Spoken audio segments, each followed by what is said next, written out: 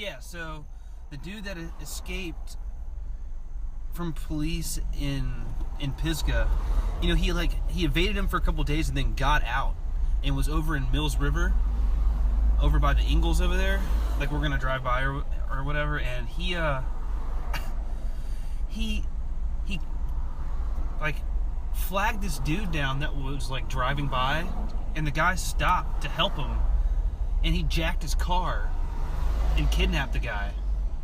And we have a project out there by Mills River, and it was the cousin of the people who were working on the project with. This is the guy that got kidnapped. Yeah, Whitaker. Like I don't think his last name was Whitaker, but like he's related to the Whitakers. Didn't they not find the guy? Haven't they not found that old man? That was. So I go right here, left. Left. They found his body. Like he killed him and dumped him over off the side of the road. But they did find him. Yeah. And he was just on the run. He wasn't on the run for a murder originally. He was on the run just for. He like stuck up some mountain bikers.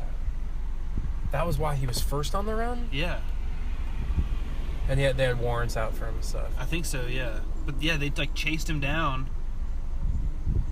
Man. And then he like evaded police for a couple days, and he had help. Like the guy's dad was accused of helping him. Right. Like he was on the run, and they held. Yeah. He used his house as a safe. Or like maybe like picked him up even. Oh. Because he ended up getting caught like over in like Marion or Morganton or something like that. Like, 2 hours away. Jeez. Which is, that's crazy. It's, just like how small, like connected everything is to like find that out. Like we're supposed to go out there and meet with those people, and then like we found out that the road was blocked to get it to their house, and we were like, oh shit, the road's blocked. And then they were like, oh well, he's kidnapped somebody. And we like saw the name and like cross-referenced the names and saw that he was related to the people we were supposed to go meet with. The guy who was kidnapped. The guy that was kidnapped, yeah. Jeez, that's sad. Yeah, it's terrible. Because he was like a 70-year-old dude. He's probably just like, driving down the road where he lives and sees a guy walking and maybe oblivious to what's all been going on because, he's older. And right. Or even if you're not, it doesn't make, what are the chances that this is going to be the dude? Yeah, right. And he was a scary dude. He's got like tattoos all over his neck and stuff like that. Yeah, we saw some pictures. Definitely like skinhead, like white supremacist style. Right. He got caught before he could get up to Charlottesville. Yeah, right. Yeah, small world. Terrible thing that happened then. Welcome to Student of Life, the game show. That was some local murder talk. And now, the Student of Life, the game show, hosts and contestants together, and people playing at home. Let's all go get our teeth cleaned. So I asked the guy, I'm like, well, how often are you brushing your teeth? There's a lot of decay and a lot of plaque. And he was like, well, I really don't like to brush my teeth because when I brush my teeth and remove the plaque, it makes this black stuff show up more. And so he's like, I like to leave the plaque on there because it like covers it up. I said, so kind of like makeup? And he was like, yeah, exactly. I was like, plaque is not makeup. Brush your teeth. So he never came back. But that was his thought process, was that the less he brushed, the more it covered up the decay. So that's his approach. Oh my god. Yeah. I took pictures of the, water, sent it to the builder, and he insisted that there was nothing wrong with that. So then I sent him pictures of the retaining wall, and then I think it's like 3 different places water was shooting out of the retaining wall, like a water feature or something. So I sent him videos of that, and he was like, well, I don't see the problem. I'm like, well, there's water shooting through the wall with like force. And he was like, Miss Snyder, I'm sure you don't understand the way a retaining wall functions. Oh. It's fine. There's nothing to be concerned about. And I was like, well, yes, you are correct. I don't build retaining walls for a living. I am not a structural engineer, but I do know that retaining walls are not water features, and it should not have water shooting through it. Right. And he hung up on me. He hung up on me. Yes. What a jerk. It was awful. So that ended up being a, and then the other thing, because my yard, was standing in water for so long, they couldn't get rid of the water. I came home from work. This was later, but this was actually after the house beside me was built, and the girl that lives next door, she was in her backyard, and she, we spoke, and she was like, well, are you okay? And I was like, yeah, I'm good. How are you? And she was like, no, are you okay? And I was like, what are you talking about? And she was like, where they cut your fence? And I was like, who cut my fence? And she's like, the builder. She said, because they said that you had complained about your fence had been standing in water, so she said they cut the bottom of your fence off to let the water run off. She was like, did they not ask you? I was like, that's the first I have heard of it. Oh my God. So, needless to say, and they didn't even cut it straight. It was, and I paid $4,000 for this stupid fence, and they cut it without my permission. So I called the guy who was like my project manager instead of calling the bigwig, because I knew he would hang up on me. Just was telling him, I was like, what's going on? He was like, oh, well, you talked to Steve, the guy that had hung up on me, and he said that you were fine with that. I was like, absolutely not. I've not had a discussion about cutting my fence with, no, why would I have said it was okay to cut my fence? That doesn't even make any sense. So, I fought with him about that, and basically they said that if I, wanted to get a lawyer, Yeah. to feel free, but that they weren't fixing it. Jeez. So did you get a lawyer? I talked to one, but then the lawyer was like, there's really not a whole lot you can do. So I was just kind of stuck with it. So that's why I say it was a huge learning experience. Get everything in writing. Right.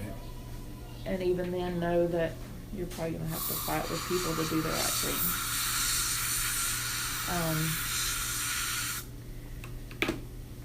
But just like, when there would be issues, like, my friend's husband could call and, like, they would immediately either, answer his call or get right back with him. With me, it's like I'd have to call and call and call over and over and over. So, kind of like the female going to the shop to get your car worked on, like, times 100. Because, that was my first house, huge amount of money for me, and it just kind of made it not such a great experience. But overall, I feel very lucky to, have been able to do it. And like I said, I haven't had any issues with my house, so that's good. And I think, with the exception of the neighbor's yard being level with the top of my fence and having no privacy. Right. So that's still as is. And you still have a hole in the bottom of your fence. Cut. Yes. It drove me crazy, like, at first. Like, I couldn't even walk in my backyard without my eyes just, like, going to it immediately. I've kind of, because I remember telling my mom, I was like, at a point, I was like, I can't afford to replace it. They're not going to replace it. I just have to. It still functions. It's crappy that they did what they did, but I also have the opportunity to tell people what it's like to do business with them. So, and when I was going through all of that, there was actually a lot of people in the neighborhood that were having issues with drainage, and some of them had called Channel 13, the local news. And they had come out and done can't remember, probably 2 or 3 different homeowners that they interviewed, and then the lady had actually called me, and then she was all gung-ho to come out and interview me, and I told her about them cutting my fence and not having permission. And then, like, all of a sudden, she was like, no, we can't do a story out there anymore. So I don't know what happened. I don't know if somebody got paid off. But she went from, like, being all up in it to saying that they couldn't come out there anymore. Huh. Sounds weird. It's a little fishy to me. Yeah. Man. So, yeah, it did show me that there's a little bit of difference, I think, in how like a single female versus like a married couple gets treated. And Right.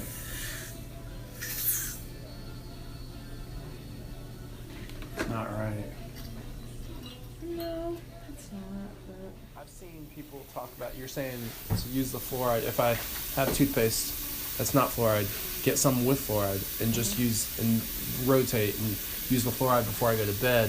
You said because right. Because ideally, if you brush your teeth with fluoridated toothpaste, obviously rinse the bulk of, that was my spit question. it out. Spit it out. Right. But they tell people you don't even need a rinse. Right. But I think that's so weird. There's like stuff that you got out that's now just sitting in your mouth. Yeah. Shouldn't you? Why not rinse it out? Yeah. And even if you do, I mean, there's still going to be a little bit, still in your mouth. I mean, Yeah. unless you just rinse like 15 times or something like that. Okay.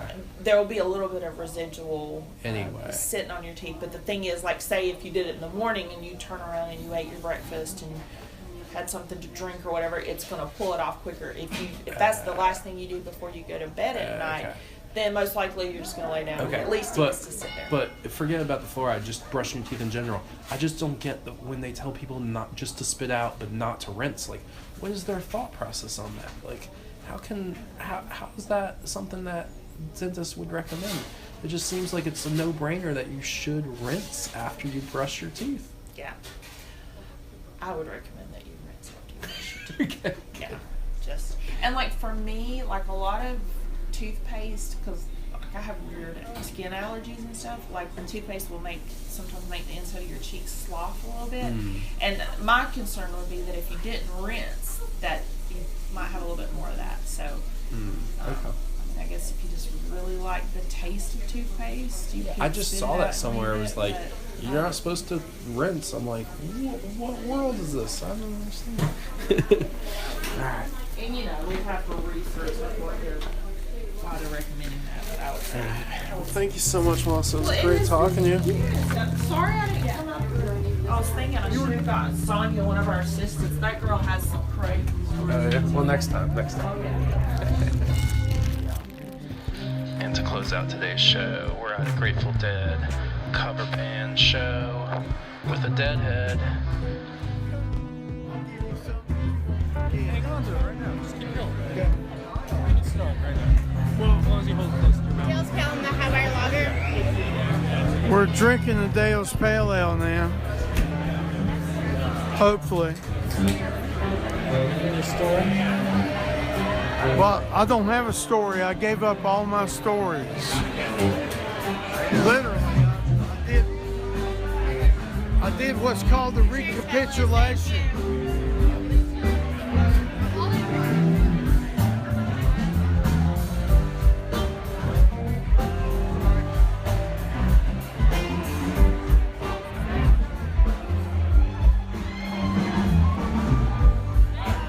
Something quick. You got it. It's cool. It's cool. Well, I recapitulated my whole life, and I became no one and nothing. And now I travel around from bar to bar and place to place where deadhead, wonderful people gather. And I wait for somebody that's making some sort of recording or some sort of movie or something like that. And I present myself to them in a certain way. And what they do is they let me have their phone. and after I have their phone, I can say anything I want. And that's it. I really respect your work and what you're doing. But if you have any sense at all, you'll give the phone to her, because that's Nikki Foster. You know her? You do know her. Oh, well, I've learned just tonight about her. But tell me. You've been talking to a her. little bit. She's like an activist attorney, and she's amazing and crazy and much better at just really vibing up some viral shit for you here. Okay, we'll get to her, but for now it's you. All right, so what you want me to say? Tell me about the interesting story that happened to you in your life that's interesting for one reason or another. All right. Yeah. I'll tell you a true story. Today I woke up and I felt pretty good. And it's not often that happens because I have fibromyalgia type situation. And my roommate came downstairs and he sat on the stairs of the little room that he rents me and gives me out of the goodness of his heart. He told me I had to leave. And so I am right now, have just experienced being told to leave the place I've been at for over a year. And I am completely homeless. And this is my best friend, and she lives there too. So now we're trying to. Right now we're trying to figure it all out. You know. That's exactly what's happening. It's complete truth. And that's why I asked you for a beer. It's because I'm fucking broke. I've got like $500 a month coming in, and I thought I had this place to stay for $200 a month, and all of a sudden the guy comes down harsh. I hadn't done nothing, and he kicks me out. His name is John Doyle. Check out the bats. I love the bats. So what else, man? Feels like you're in the middle. No, I'm in the. Thank you. Or tell me a word that's new to you in the English, not true English word, something that's new in the lexicon to you. Tell me the definition of it and then use it in a sentence. Tertium quid. Tertium quid is a double word in a way, but what it means is that for every strong thing projected and a weak thing projected as its opposite, there's a third thing projected that is spiritual. And that's what tertium quid means. That's good. So use it in a sentence. Right there on Wikipedia, just look it up. Use it. Use it in a sentence.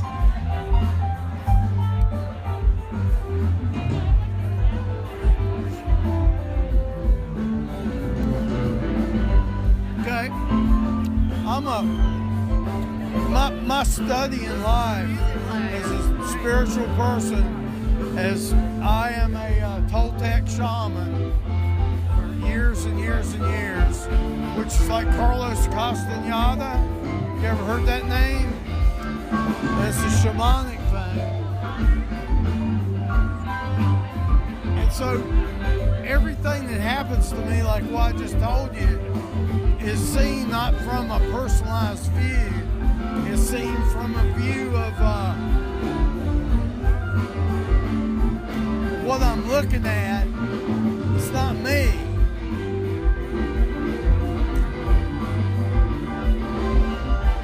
Did you use it in a sentence? I'm not sure I can use tertium quid in a sentence. That's why I just told you. Guess what? You just used it in a sentence. Well, then I What do you have to say now, James? What do you have to say now? Oh, this guy's he's good. So I'm making a podcast, Tertium quid. you should be on it as well. Oh, I got so much. I got a lawyer. I got so much. What is tertium quid? So you cool with the? She's famous. You gotta let her go. If you want to really find somebody that will give you some raw shit, then she is the one. Alright, I'll get up with her. Thanks, James. I appreciate you, man. Last little thing you want to say? One last little thing? What else you want to share? Tell the people before we go. The thing I want to do the most is dive into my belly button and pop like a soap bubble.